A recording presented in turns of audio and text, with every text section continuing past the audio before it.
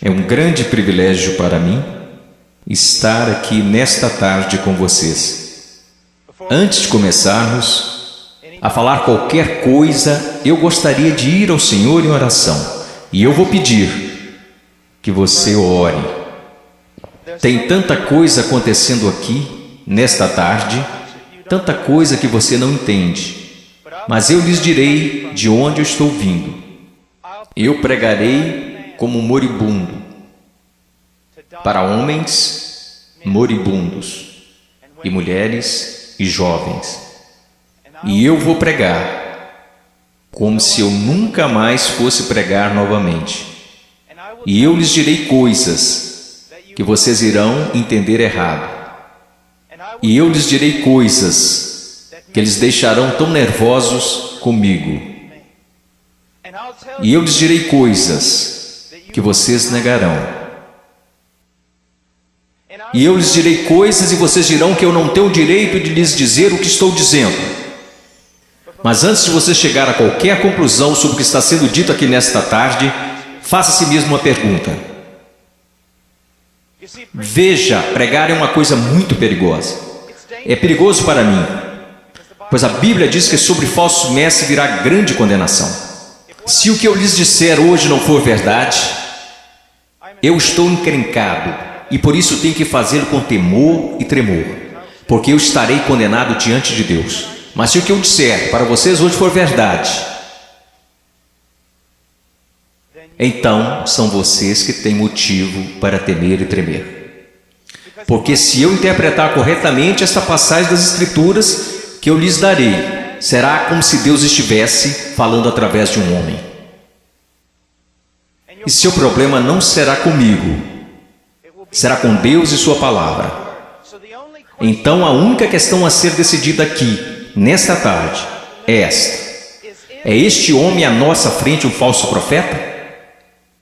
Ou será que ele está nos falando a verdade?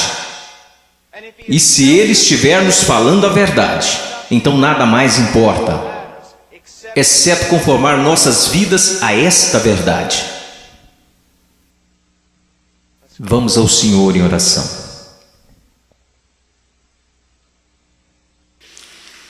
Pai,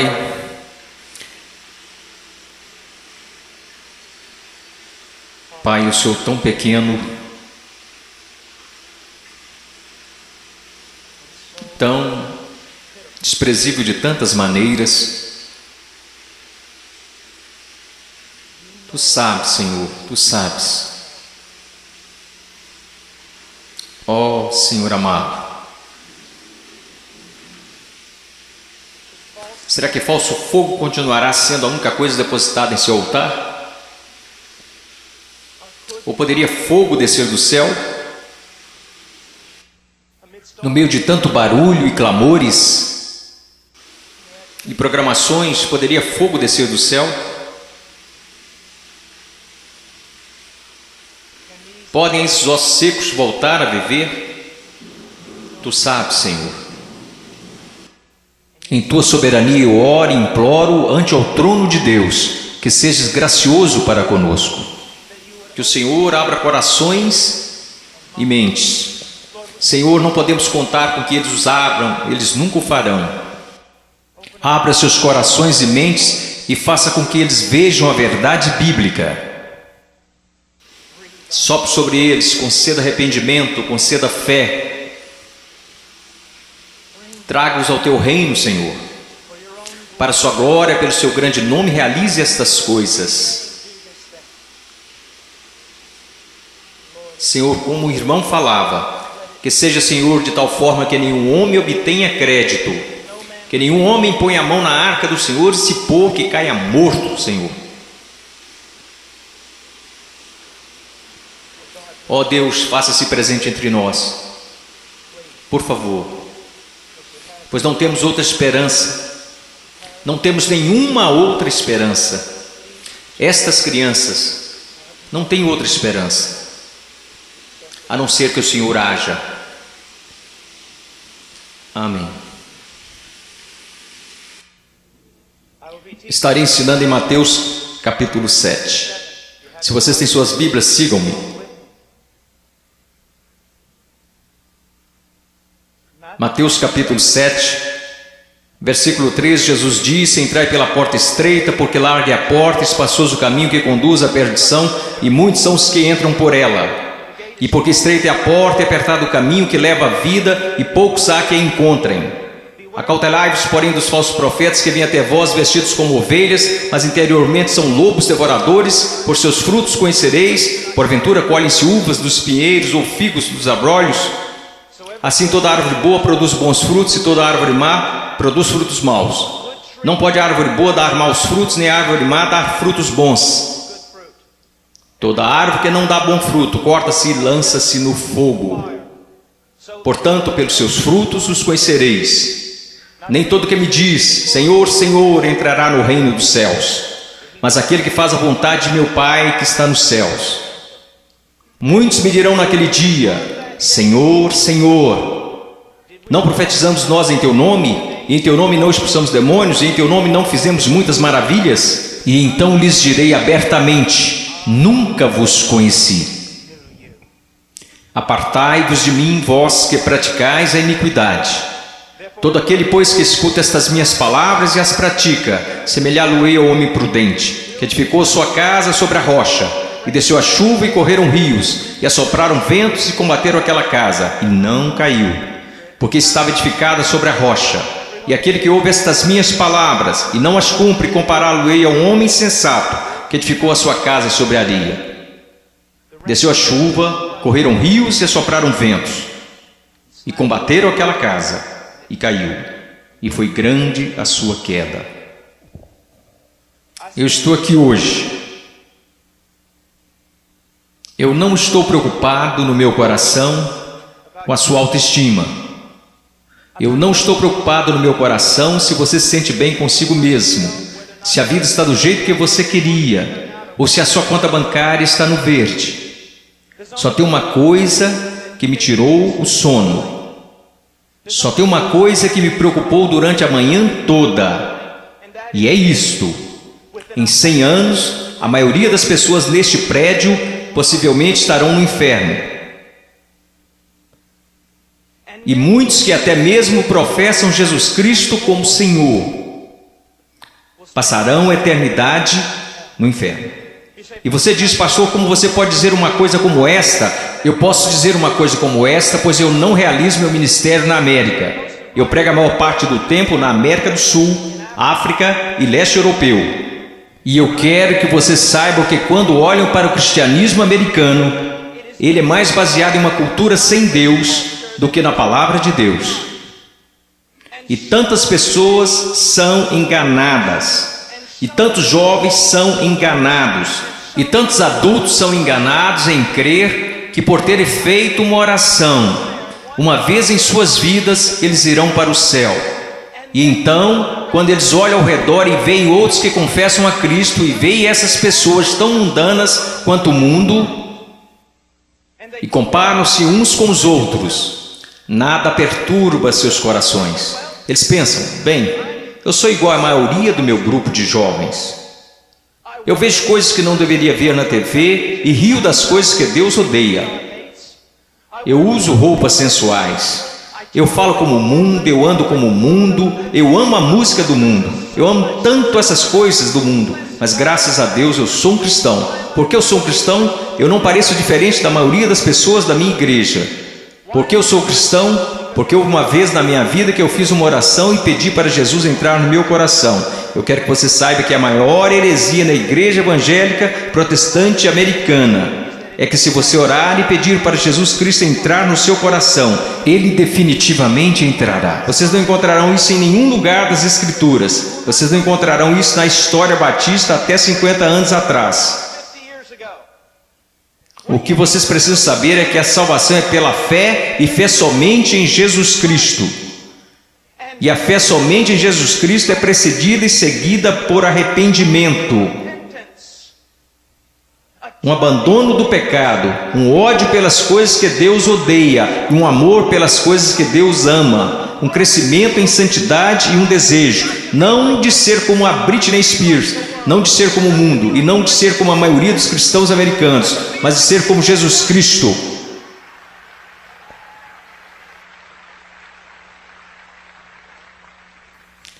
Eu não sei porque vocês estão aplaudindo, eu estou falando de você. Eu não vim aqui para ouvir améns, eu não vim aqui para receber aplausos, eu estou falando de você. Muitas vezes as pessoas vêm a mim e dizem: eu adoraria segui-lo até a Romênia, adoraria segui-lo à Ucrânia, eu adoraria pregar onde você prega e onde plantou igreja no Peru, na floresta. E eu digo: não, você não iria. Eles dizem: sim, eu iria. E eu digo: não, você não iria, porque você seria expulso da igreja de lá. O que precisamos ver? Eu não estou querendo ser duro apenas para ser duro. Vocês têm noção de quanto amor é necessário para ficar na frente de 5.000 pessoas e dizer que o cristianismo americano é quase completamente errado? Você sabe o que vai me custar nunca mais ser chamado para algo assim? Ser impopular? Você sabe por que você faz isso? Você não faz porque você vai ser bem pago. Você não faz isso porque os homens te amam. Você faz isso porque você ama os homens e, acima de tudo, você quer honrar a Deus. Eu quero lhe dizer uma coisa. Nós vamos olhar para as Escrituras e eu quero que você olhe para ela como ela realmente é. Pare de se comparar com outros que dizem que são cristãos, que se comparam com outros que dizem que são cristãos. Compare-se mesmo com as Escrituras. Quando alguém, um jovem, vem a um pastor ou pastor de jovens e diz: eu não tenho certeza se sou salvo. O pastor de jovens geralmente vai lançar um clichê. Alguma vez em sua vida você orou e pediu para Jesus entrar em seu coração? Bom, sim. Você foi sincero? Bem, eu não sei, mas acho que sim. Você precisa dizer para Satanás parar de te incomodar. Você escreveu no verso da sua Bíblia, assim como o evangelista te ensinou quando você foi salvo. Você anotou a data para que qualquer dia que você duvidasse, apontasse para a Bíblia. Que superstições têm invadido nossa denominação? Você sabe o que a Bíblia fala para os cristãos fazerem? Examine-se a si mesmo. Teste a si mesmo à luz das Escrituras para saber se você está na fé. Teste a si mesmo para saber se você é um cristão. Você consegue ver se o Senhor liberasse todos aqui e mandasse vocês baterem em cada porta dessa cidade? Você sabe o que descobriríamos? 99% das pessoas, pelo menos nessa cidade, acredita que são cristãos. Se você voltar para a sua cidade natal e bater em cada porta de cada casa, porque eu voltei para a minha cidade natal, quando fiz salvo e bati em cada porta, e você sabe o que eu descobri? Todo mundo na minha cidade é um cristão. 85% deles não vão à igreja, e aqueles que vão à igreja não estão preocupados com santidade. Eles não estão preocupados em servir, não estão preocupados em ser separados do mundo, não estão preocupados se o evangelho será pregado entre as nações. Mas graças a Deus eles são salvos. Por que eles são salvos? Porque algum evangelista que deveria ter passado mais tempo estudando sua Bíblia do que pregando, disse a eles que eles eram salvos. E ele disse isso para que depois pudesse gabar de quantas pessoas se converteram no seu próximo avivamento. Eu amo vocês. E existem homens aqui que amam vocês. E eu quero ir às Escrituras agora que eu choquei para a vida. Eu quero que vocês me ouçam.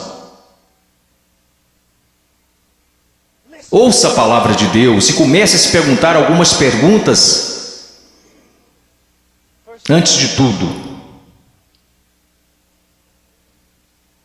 entrai pela porta estreita, porque larga é a porta, espaçoso o caminho que conduz à perdição, e muitos são os que entram por ela. Existe uma porta estreita. E sabe, historicamente, uma das razões pela qual sou um batista do Sul é porque os batistas do Sul sempre foram rápidos, enquanto outras denominações falharam em perceber isto. Os batistas do Sul sempre foram rápidos em perceber que é só uma porta. Só há um Deus.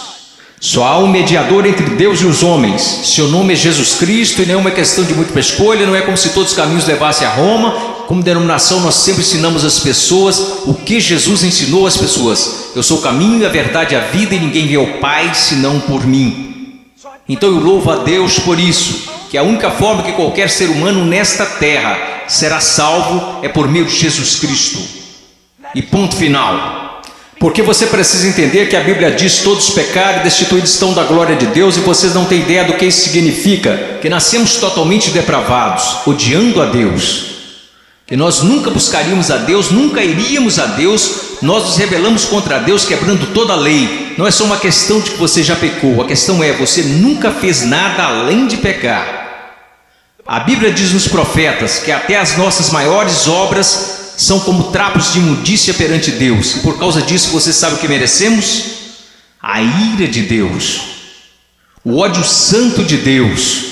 E vocês dizem: espere um pouco, Deus não pode odiar ninguém, Deus é amor. Não, meu amigo, você precisa entender uma coisa: Jesus Cristo ensinou, os profetas ensinaram, os apóstolos ensinaram isto, que que a não ser a graça de Deus revelada em Jesus Cristo, nosso Senhor, a única coisa que resta para você é a ira, a violenta ira de Deus. E por causa de sua rebelião e de seus pecados. Quando fala em universidades, eles sempre são rápidos em dizer: não, Deus não pode odiar porque Deus é amor. Mas eu digo, Deus tem de odiar porque Ele é amor. Veja, eu amo crianças, portanto odeio aborto. Se eu amo o que é santo, devo odiar o que não é santo. Deus é um Deus santo, e isso é algo que os americanos esqueceram. Muitas das coisas que você adora fazer, Deus odeia. Você sabia disso? Ore por avivamento. Você vai para a reunião de jovens e quer que Deus seja, mas antes de ir você assiste programas na TV que Deus absolutamente abomina. E então você se pergunta por que o Espírito Santo não desceu sobre nós e por que você tem que criar falso fogo e falso entusiasmo. Porque Deus não está presente. Deus é um Deus santo, e a única maneira pela qual eu e você poderíamos nos reconciliar com Deus santo é pela morte do Filho unigênito de Deus, quando ele foi pendurado naquele madeiro. Agora escutem, se você hoje é salvo, você não foi salvo porque os romanos judeus rejeitaram Jesus. Você não foi salvo porque eles colocaram uma coroa de espinhos na sua cabeça, nem foi salvo porque eles perfuraram o tórax de Jesus com uma lança. Você não foi salvo nem mesmo porque eles o pregaram na cruz. Você sabe por que você é salvo? Se você é salvo, porque quando Jesus Cristo estava pendurado naquela cruz, Ele levou os seus pecados, o pecado do povo de Deus, e toda a violenta ira de Deus que deveria ter caído sobre você, caiu sobre seu único filho.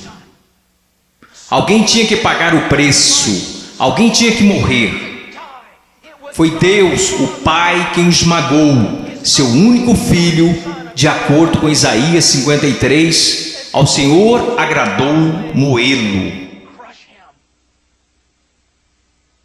As pessoas dizem: a cruz é um sinal de quanto o homem é valioso. Isso não é verdade. A cruz é um sinal de quão depravado nós realmente somos. Ele levou à morte o Filho único de Deus. A única coisa que poderia salvar pessoas como nós foi a morte do único Filho de Deus, sob a ira de seu próprio Pai, pagando o preço, levantando dos mortos, poderoso para salvar. Este é o Evangelho de Jesus. Agora, o que você é chamado para fazer? Você diz: entrar pela porta estreita. Como você faz isso? Jesus disse: o tempo é chegado, o reino de Deus se aproxima. O que você deve fazer? Em Marcos ele nos diz: arrependa-se e creia no Evangelho. Você diz: irmão Paul, eu fui salvo orando e pedindo para Jesus entrar no meu coração. Eu tenho certeza que você o fez, mas você não foi salvo por uma fórmula mágica ou por causa de algumas palavras. Você foi salvo porque se arrependeu de seus pecados e acreditou. E não foi uma coisa isolada, você continua fazendo até hoje, porque Jesus, numa tradução mais correta deste verso, falou: o reino de Deus se aproxima, o tempo é chegado. Agora passem o resto de suas vidas se arrependendo de seus pecados e crendo em mim. Conversão não é como uma vacina. Ah, eu fiz isso, ou me arrependi, eu criei. A questão é, meu amigo, você continua se arrependendo de seus pecados? Você continua crendo? Porque aquele que começou boa obra em vocês também a terminará. Ele terminará. Nós, os batistas do Sul, pregamos que você deve ir por essa única porta, que é Jesus Cristo. Mas nós, batistas do Sul, esquecemos algo. E eu quero que pastores de jovens e outros líderes escutem-me, pois nós esquecemos um ensinamento muito importante do Evangelho. Diz que não só a porta é estreita, mas o caminho também é estreito. O que basicamente fazemos é conduzir uma pessoa a Cristo ou conduzimos alguém a uma oração. E aí essa pessoa passa o resto da vida vivendo igual ao mundo. Se você quiser negar isso, eu posso trazer as estatísticas para te provar. Várias pesquisas, censos, qualquer tipo de pesquisa que você pensar. Quando elas questionam a moralidade da igreja nos Estados Unidos da América, em comparação com a moralidade daqueles que se consideram perdidos, as pesquisas não acham diferenças. Veja, esses são apenas dados, não tem nada a ver com interpretação religiosa, são estatísticas. Livros e mais livros têm sido escritos incessantemente por teólogos, filósofos, sociólogos e afins. O que está acontecendo na igreja? Descobrimos que o aborto na igreja é tão prevalente quanto no mundo. o divórcio é tão prevalente, a imoralidade. Você sabe, assim como eu, que há jovens aqui neste momento que estão praticando imoralidade e ainda assim adorando a Deus como se nada estivesse acontecendo. Você sabe que há jovens aqui que estão usando drogas e indo para a reunião de jovens da igreja. Você sabe, vendo e fazendo coisas que não são apropriadas para cristãos, e ainda assim eles vão para a reunião de jovens, convencidos que estão satisfeitos, convencidos que estão salvos, e ninguém está falando nada a não ser isto. Eles são cristãos carnais, eles são cristãos de verdade, só são carnais. Esta é uma doutrina que começou no seminário batista, que não era um seminário dos batistas do sul, muitas décadas atrás. Essa doutrina não é bíblica e não é histórica. Meu caro amigo, ser cristão carnal não existe. Você diz, espere um pouco, irmão Paulo, 1 Coríntios capítulo 3, não sois porventura carnais? Paulo disse isso? Não, isso foi o que Paulo disse. Você precisa ler o livro todo para saber o que ele queria dizer. Um dos nossos problemas, juventude, escutem-me, a maior parte do nosso cristianismo é baseado em clichês que lemos nas camisetas cristãs. A maior parte do nosso cristianismo vem de músicos e não da Bíblia. A maior parte das coisas que a gente acredita ser verdade é ditado pela nossa cultura e não pela Bíblia. A Bíblia não ensina que uma pessoa pode ser um cristão genuíno e viver em constante carnalidade, perversidade, pecaminosidade todos os dias de sua vida. Mas a Bíblia ensina que o cristão genuíno recebeu uma nova natureza. O cristão verdadeiro tem um pai que o ama, que o disciplina, cuida dele e que se importa com ele. Meu coração está quebrantado porque você sabe tanto quanto eu, jovens. Não sejamos hipócritas, não vamos esconder a verdade. Há muita gente assim, você os conhece, você pode ser um deles, ou ao menos sabe que tem um no seu grupo de jovens. Eles vão às reuniões, eles fazem todas as coisas, mas em seus corações eles são tão depravados quanto se pode ser. Não há diferença, não há luz. Tudo que o mundo faz, eles também fazem, está tudo bem assim. Meu amigo, isso não é cristianismo. Não estão correndo perigo de perder o galardão, eles estão correndo perigo de ir para o inferno. Eles não conhecem a Deus. O que nós ensinamos? Quando foi a última vez que você ouviu alguém falar que não existe apenas uma porta estreita, mas também um caminho estreito?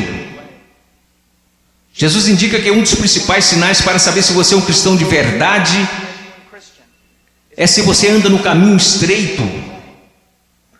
Você sabe qual é o sinal para saber se você é um cristão na América? Você fez uma oração uma vez? Não é incrível?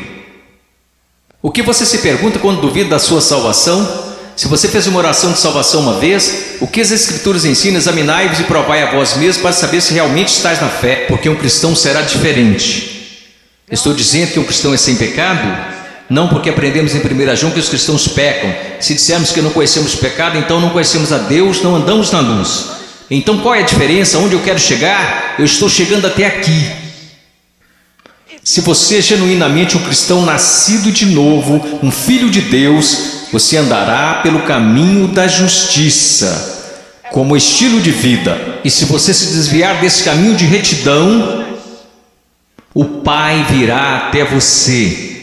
Ele irá discipliná-lo, ele o colocará de volta naquele caminho. Se você professa que entrou pela porta estreita, mas continua andando pelo caminho largo, assim como todos da sua escola, assim como todos que são carnais e depravados, a Bíblia quer que você saiba que você deveria ficar terrivelmente amedrontado, porque você não conhece a Deus. Eu temo homens que passam a maior parte de suas vidas dizendo às outras pessoas que elas são salvas. Eu tenho medo de você se você já fez isso. Você não diz às pessoas que elas são salvas, você as diz como serem salvas. Deus as diz se elas são salvas. O que nós esquecemos de acreditar é que a salvação é uma obra sobrenatural de Deus. E aqueles que estão sendo genuinamente convertidos e regenerados pelo poder do Espírito Santo serão novas criaturas. A Bíblia diz, pelo que se alguém está em Cristo, nova criatura é. Então nós encontramos aqui nas Escrituras que há uma porta estreita e um caminho estreito. Estamos indo para o versículo 15. Acautelai-vos, porém, dos falsos profetas que vêm até vós vestidos como ovelhas, mas interiormente são lobos devoradores. Por seus frutos os conhecereis. Uma das coisas que você precisa entender é isto, uma coisa que um homem sábio me disse há muito tempo: Paul, seu melhor amigo é aquele que te diz as maiores verdades. Nos Estados Unidos da América, nós nos tornamos tão cheios de não me toques que ninguém pode nos repreender. Ninguém pode nos dizer que estamos errados. E ministros e líderes também têm acreditado nessa mentira. Nós não queremos ofender, nós queremos ser amigáveis. O que você precisa entender é que só um amigo verdadeiro, seu nome é Deus. E se você quer ser amigo de alguém na sua igreja, você precisa ser amigo de Deus. E você precisa estar mais preocupado com a glória de Deus do que você está com as atitudes dos homens. E outra coisa que você precisa entender é que a pessoa que te ama mais é a que vai te falar as maiores verdades.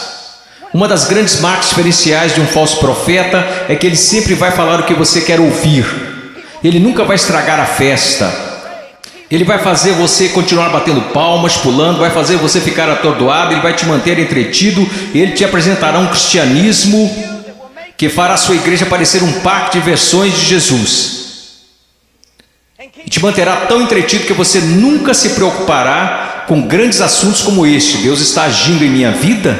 Eu estou crescendo em santidade? Eu realmente nasci de novo? Escutem-me, se todos nessa cidade acreditam que são salvos, nós sabemos que isso não é verdade pelas Escrituras, porque a Bíblia diz que poucos vão entrar. Como você sabe que você é salvo? Como você realmente sabe que é salvo? Porque alguém te disse? Porque você fez uma oração? Porque você acreditou? Deixe-me te perguntar, como você sabe que acredita? Porque todo mundo diz que acredita. Como você sabe que não é igual a eles? Você sabe como a Bíblia ensina que você sabe se é salvo? Você sabe como a doutrina batista até 50 anos atrás diria que você sabe que é salvo?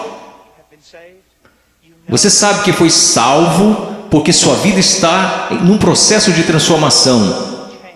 E seu estilo de vida é de alguém que anda nos caminhos da verdade do Senhor. E quando você para de andar nos caminhos da desobediência, como todos nós fazemos, Deus vem até você e te põe de volta no caminho.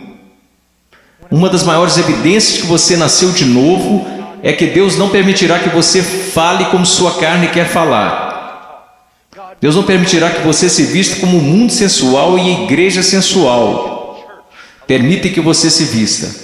Deus não permitirá que você ande como o mundo, cheire como o mundo, fale como o mundo, escute as coisas que o mundo escuta. Deus fará diferença na sua vida. Diz aqui, ao continuarmos, versículo 17. Então todos, quero dizer, vamos ao versículo 16. Você os conhecerá pelos seus frutos. Como você reconhece um falso profeta? E uma aplicação mais ampla aqui nas Escrituras. E como você sabe que alguém é um cristão genuíno? Pelos seus frutos. Pelos seus frutos, meus amigos.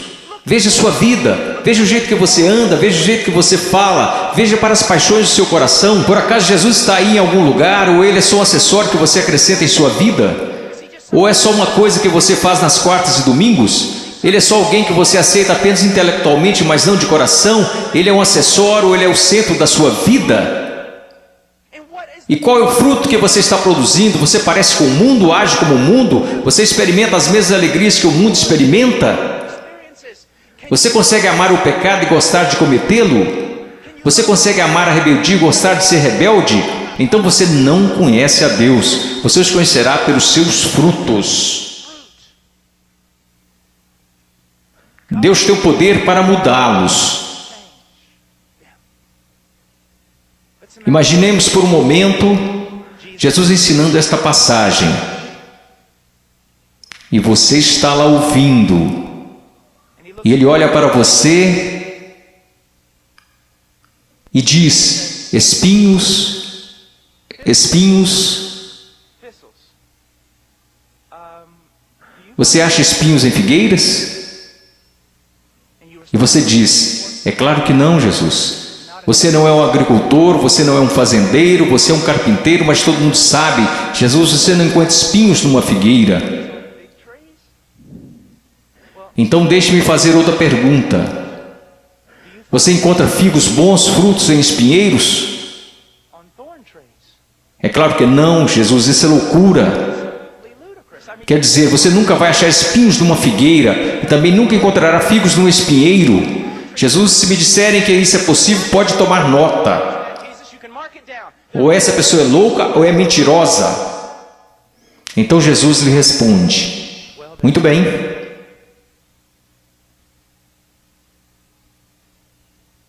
Aqueles que se dizem meus discípulos, mas dão maus frutos, não seria o mesmo que dizer que ou eles estão mentindo, ou que estão loucos em fazer tal afirmação?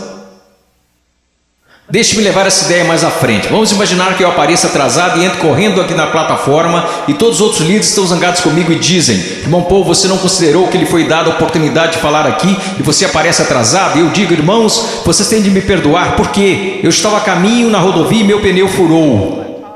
E eu estava trocando o pneu e enquanto isso a porca da roda saiu.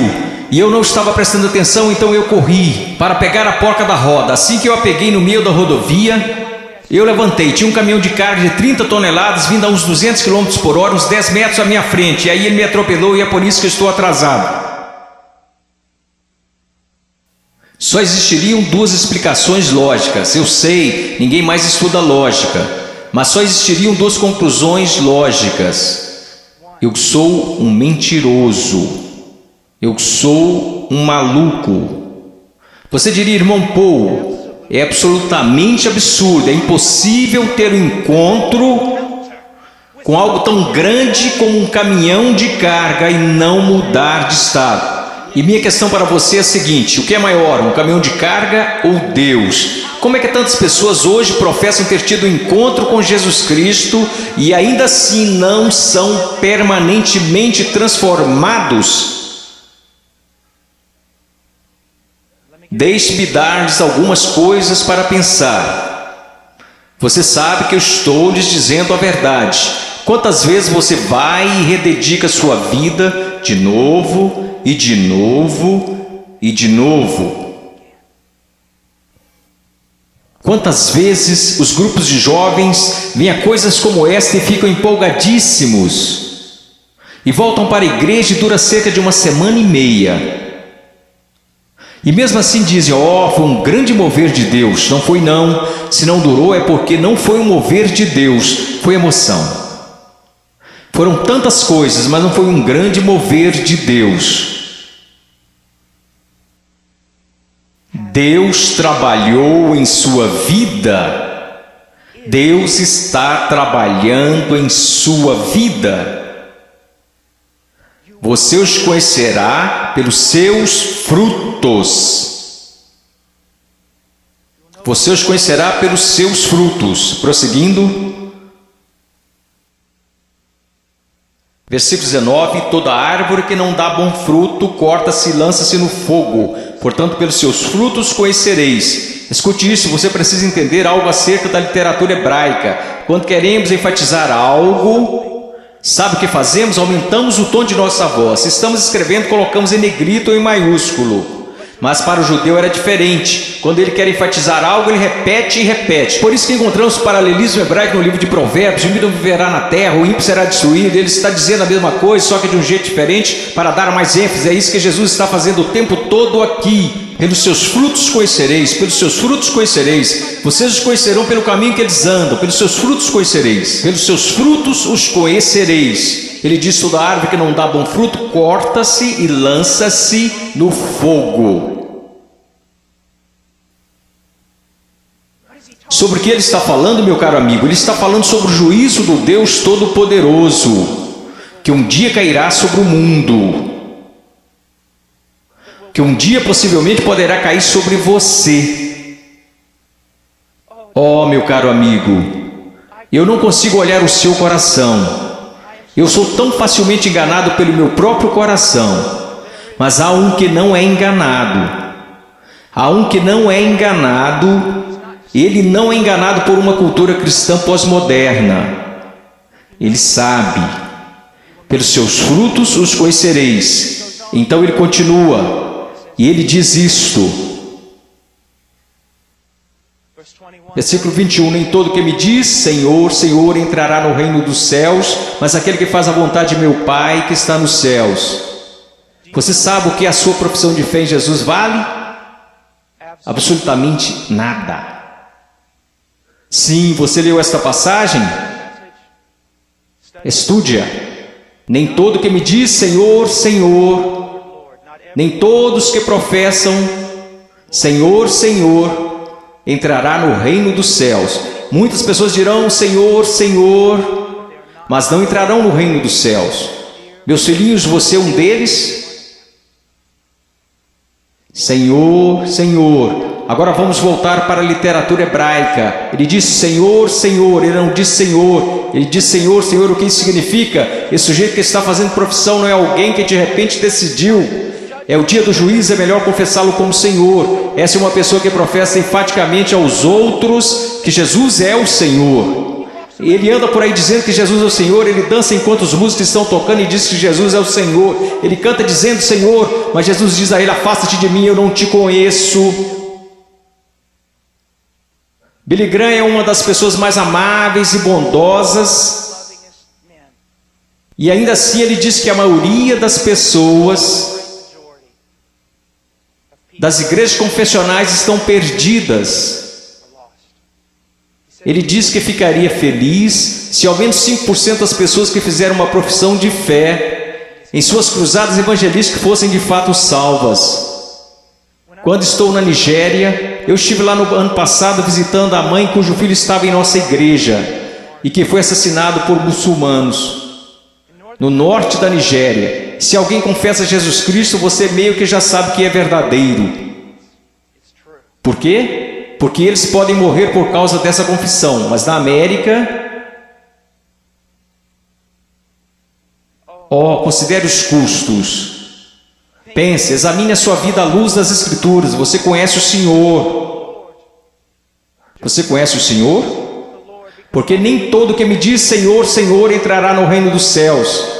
Mas o que ele diz aqui, veja o que ele está dizendo.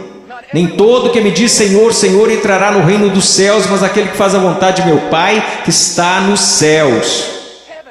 Qual é o sinal de que alguém se tornou um cristão genuíno? Eu gostaria que nós começássemos a ensinar isso novamente. O que aconteceu com a nossa teologia? O que aconteceu com a nossa doutrina? O que aconteceu com o nosso ensino? Foram jogados pela janela? Ninguém mais quer estudar doutrina, só quer escutar músicas cristãs e ler as frases das camisas cristãs. O que aconteceu com a verdade? A verdade diz isto. Aprova a maneira que você pode ter certeza que você é um cristão que nasceu de novo e que você tem como estilo de vida agir segundo a vontade do Pai. E você diz, você está falando de obras. Não, eu não estou, eu estou falando de evidências de fé. Funciona mais ou menos assim. Sua profissão não é prova alguma de que você nasceu de novo, porque todos neste país professam ter fé em Jesus Cristo. Uma pesquisa diz que 65% a 70% dos americanos são salvos, cristãos nascidos de novo. O país mais sem Deus na face da terra mata 4.000 bebês por dia, mas graças a Deus 70% de nós são nascidos de novo. Como você sabe que esta fé que você tem não é falsa? Um estilo de vida que está preocupado em fazer a vontade do Pai, que faz a vontade do Pai, e quando você desobedece a vontade do Pai, o Espírito Santo vem e te repreende pessoalmente através da palavra de Deus, ou através de um irmão ou uma irmã em Cristo, e Deus te põe no caminho novamente. Se você é um cristão genuíno, você não pode escapar dele. Deixa-me dar um exemplo. Se eu fosse seu pastor, e você tivesse, digamos, 14 anos de idade, eu estivesse voltando de uma pregação à 1 da manhã e te visse em um parque ou em uma esquina qualquer, com um bando de delinquentes, fazendo coisas que você não deveria estar fazendo. Se você fosse membro de nossa igreja, eu diria, entre no carro e eu vou te levar para casa. Eu não ficaria bravo com você, eu ficaria bravo com seu pai. Eu diria a ele, Senhor, você é um pai negligente e irresponsável, deixar seu filho fora de casa em tais circunstâncias. Eu quero que vocês entendam uma coisa, Deus não é um pai irresponsável ou negligente. Se você pode brincar com o pecado, se você pode amar o mundo, amar as coisas do mundo, sempre estar envolvido com o mundo, fazendo as coisas do mundo, e se seus heróis são pessoas do mundo, se você quer parecer com eles, agir como eles, se você faz as mesmas coisas que eles fazem, meu caro amigo, ouça a minha voz. Há uma grande possibilidade de você não conhecer a Deus e de não pertencer a Ele. Agora finalizando. Versículo 22. Muitos me dirão naquele dia: Senhor, Senhor, não profetizamos nós em teu nome não expulsamos demônios, em teu nome não fizemos muitas maravilhas? Então lhes direi abertamente: nunca vos conheci. Você diz: a coisa mais importante na face da terra é conhecer a Jesus Cristo. Isto não é verdade. A coisa mais importante na face da terra é que Jesus Cristo te conheça. Eu não entrarei na Casa Branca amanhã só porque eu fui até o portão e disse que conheço o presidente. Mas eles me deixarão entrar se o presidente falar: eu conheço Paul Washer. Você pode professar conhecer a Jesus, mas a minha pergunta para você é: você conhece a Jesus? Jesus te conhece? E veja como ele descreve o homem perdido aqui. Ele diz: apartai-vos de mim, vós que praticais a iniquidade. Em grego, anomia. Uma partícula negativa, a, não, sem. A palavra nomos, lei, não lei, sem lei. E é isso que significa. Deixe-me dar-lhe uma tradução mais precisa. Apartai-vos de mim, ouçam-me. Se eu pudesse sair daqui e te abraçar falando isso, eu faria. Ouçam-me. Ele diz: apartai-vos de mim, vocês que dizem ser meus discípulos, que me confessam como Senhor, porém vivem como se eu nunca tivesse lhes dado uma lei para obedecerem. Eu acabo de descrever a grande maioria dos cristãos da América. Se alguém começa a falar de lei, se alguém começa a falar de princípios bíblicos, sobre o que devemos fazer e o que não devemos fazer, como devemos viver e como não devemos viver, todos começam a exclamar: legalista, legalista. Mas Jesus disse: apartai-vos de mim, vocês que viveram, me chamaram de Senhor, contudo viveram como se eu nunca tivesse lhes dado uma lei para seguirem. Na cristandade americana disse: passe pela porta, louve a Deus, viva como o resto do mundo, tudo bem, você só é um cristão carnal e talvez volte um dia. Você sabe o que acontece por causa do nosso péssimo evangelismo? Nós temos milhões de crianças salvas na ZBF, e quando fazem 15 anos eles entram no mundo, e a maioria deles vive como demônios. E quando estão por volta de 30 anos, eles voltam e rededicam suas vidas. Talvez eles tenham acabado de ser salvos. Porque, amigos, é mais do que você contar a alguém que você é salvo. Porque sabe que Jesus é Senhor. Satanás sabe que Jesus é Senhor. Sua vida está em processo de mudança? Então ele começa a falar sobre duas pessoas, duas fundações. Você sabe que essa passagem na interpretação contemporânea é importante estudar teologia, é importante estudar história. A interpretação atual dessa passagem sobre a rocha e a areia é basicamente assim: se você é cristão, você precisa construir sua vida sobre a rocha, porque se você construir sua vida sobre a areia, você será um cristão infeliz, sua vida não dará certo. Isto não é o que Jesus está ensinando, e a história me apoia nisto. Quase nunca foi interpretada desta forma. Você sabe qual é a interpretação? É assim: existem dois caminhos. Há o caminho estreito e o caminho largo. Em qual você está? Há dois tipos de árvores. Tem a árvore que dá bons frutos e que vai para o céu. Tem a árvore má, e você sabe que é má porque dá maus frutos e vai para o inferno. Será cortada e lançada para o inferno. Aqueles que professam Jesus como Senhor e fazem a vontade do Pai que está no céu, e aqueles que professam Jesus como Senhor e que não fazem a vontade do Pai que está no céu, e eles irão para o inferno, não por falta das obras, mas por causa de uma falta de fé demonstrada pelo fato de que eles não tinham obras. E ele continua: não são dois cristãos construindo suas casas em duas fundações diferentes. Esses novamente são o homem salvo e o homem perdido. O homem perdido ouve a palavra de Deus ser pregada, mas não prepara a fundação. Você não consegue ver na vida dele como a palavra de Deus está formando e construindo e sustentando sua vida.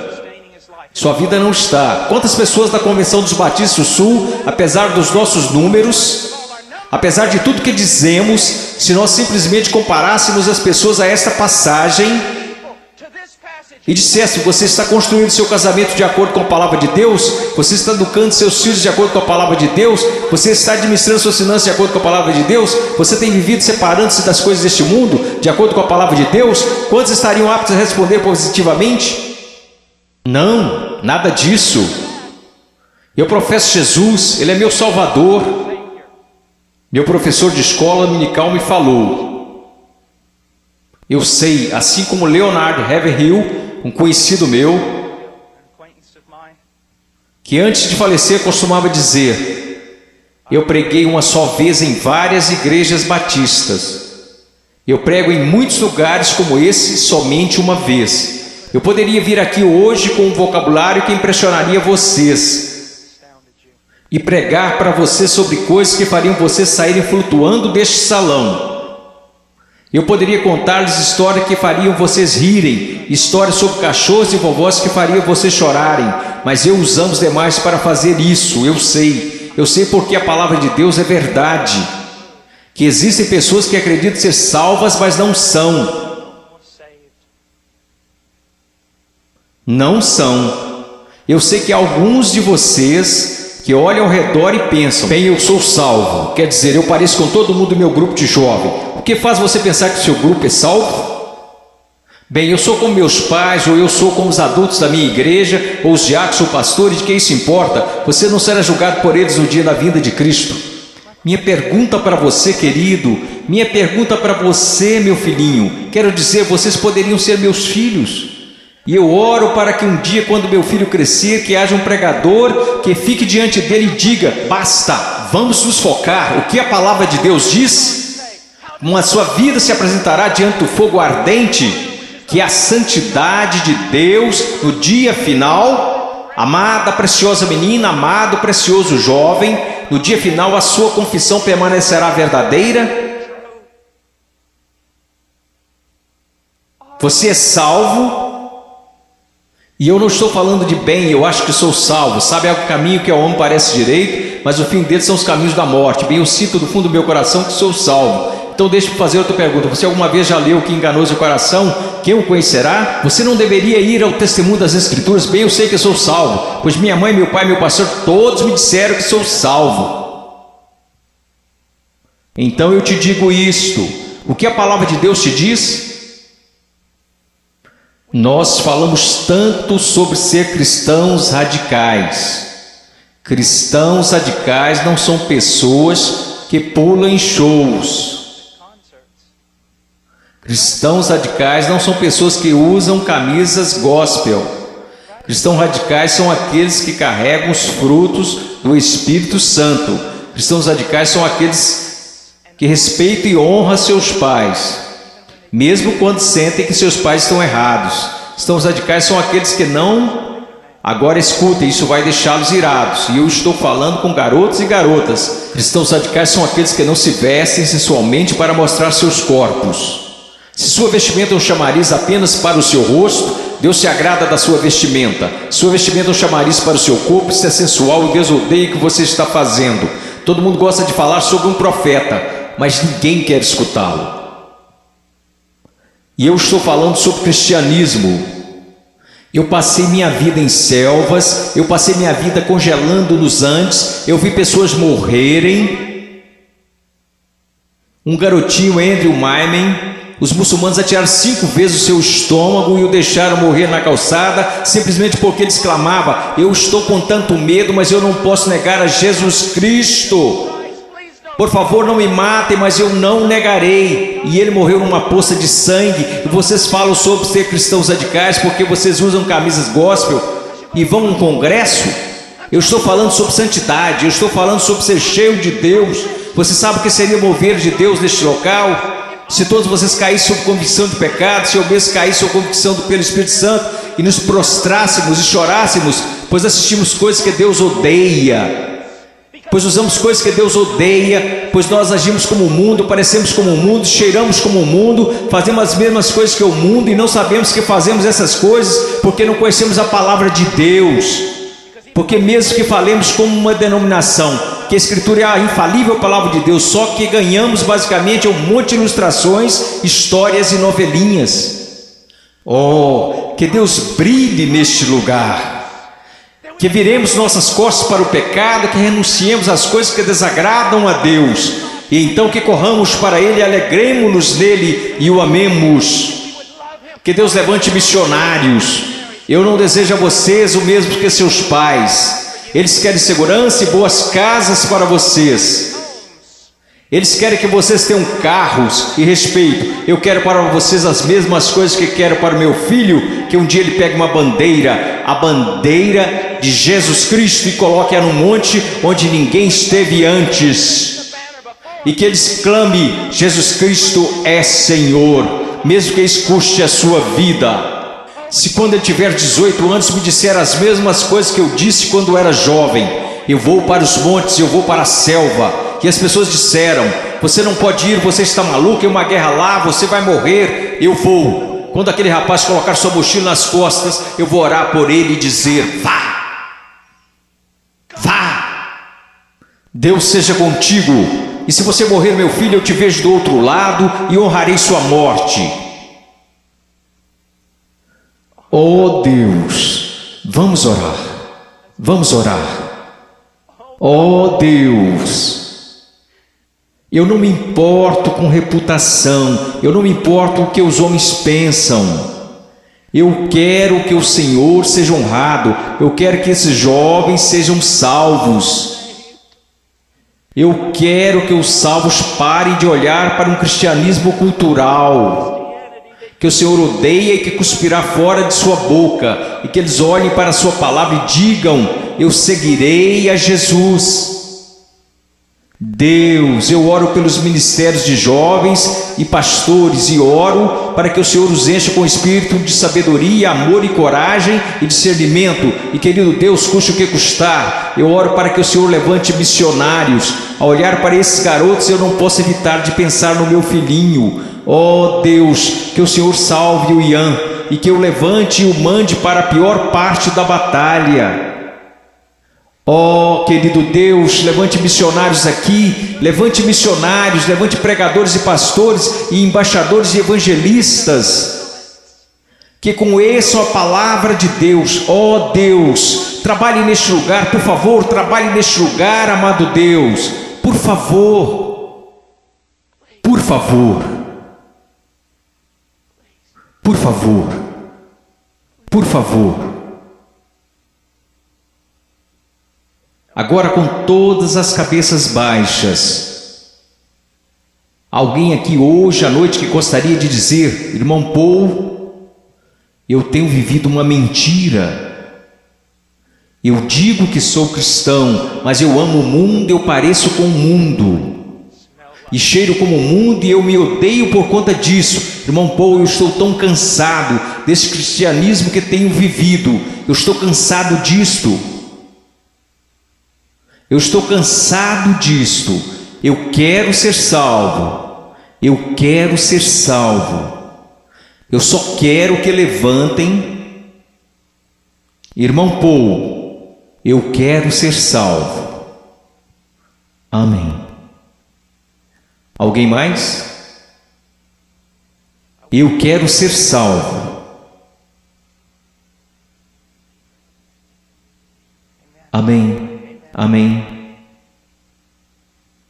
Em momentos teremos um apelo, e vocês que levantaram, eu vou descer aqui e quero que vocês se encontrem comigo. Eu quero falar com vocês agora. Vocês podem se sentar. Obrigado. Agora quero conversar com vocês que professam ser cristãos.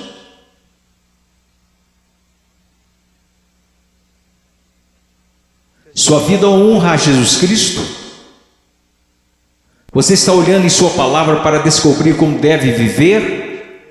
Eu oro de todo o coração. A única coisa que irá salvar a igreja na América, só há duas possibilidades. Uma é uma reforma total em nossas pregações e nosso estudo da palavra de Deus, e a outra é uma perseguição feroz e horripilante. Essa é a única coisa que irá salvar a igreja na América. Eu oro para que vocês retornem à palavra. Eu oro. Ouçam-me, jovens, vocês precisam dizer: ok, como eu devo proceder perante meus pais? Vá à palavra, descubra, obedeça. Como devo me vestir? Vá à palavra, descubra, obedeça. Como devo falar? O que devo escutar? Ponha cada pensamento, palavra e ato em sujeição a Jesus Cristo.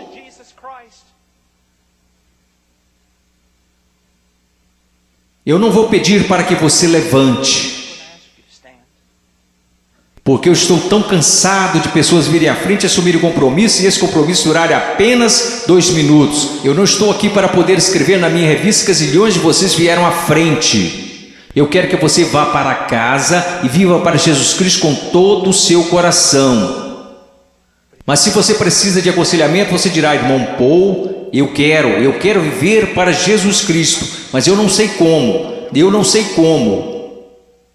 Em minutos nós iremos fazer um convite e eu quero que você venha à frente, não para assumir um compromisso. Se quiser assumir algum compromisso, faça isso daí de onde está sentado. Se precisa contar a alguém, vá contar ao seu pastor, vá contar ao seu pastor de jovens, e quer saber, nós saberemos se esse compromisso irá durar. Quer saber como? Porque irá durar. Nós saberemos se foi de Deus. Deixe-me contar-lhes uma coisa: se você tomou a decisão de seguir a Jesus Cristo, se você tomou a decisão para ser salvo nesses 2 últimos dias, eu quero dizer algo: se você foi genuíno, durará. Se daqui a algumas semanas você voltar direto ao mundo, viver como o mundo, agir como o mundo, quero que você saiba de uma coisa: você não entendeu nada aqui neste final de semana, você foi emotivo, apenas isto. Se você realmente ganhou algo do Senhor, eu quero que você saiba, isso durará. E ainda que você tente correr disto, você não vai conseguir.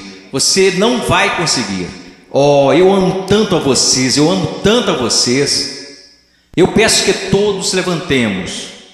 Se você precisa de aconselhamento acerca de uma decisão que fez, mas que não está clara, eu quero que você venha à frente e eu vou descer aqui. Vocês que levantaram, houve muitos de vocês aí que disseram: eu preciso conhecer a Jesus Cristo. Eu quero que você venha até aqui agora mesmo, eu quero te conhecer. Eu quero voltar aqui com você e os outros conselheiros, quero conversar com você, e eu quero te dizer uma coisa, não em 5 minutos, não em 10 minutos. Se você precisar conversar a noite toda, nós ficaremos. Essa é a atitude de cada conselheiro neste lugar. Nós ficaremos a noite inteira se necessário, a noite toda. Deus te ama, Deus te ama. Deixe-me orar por você.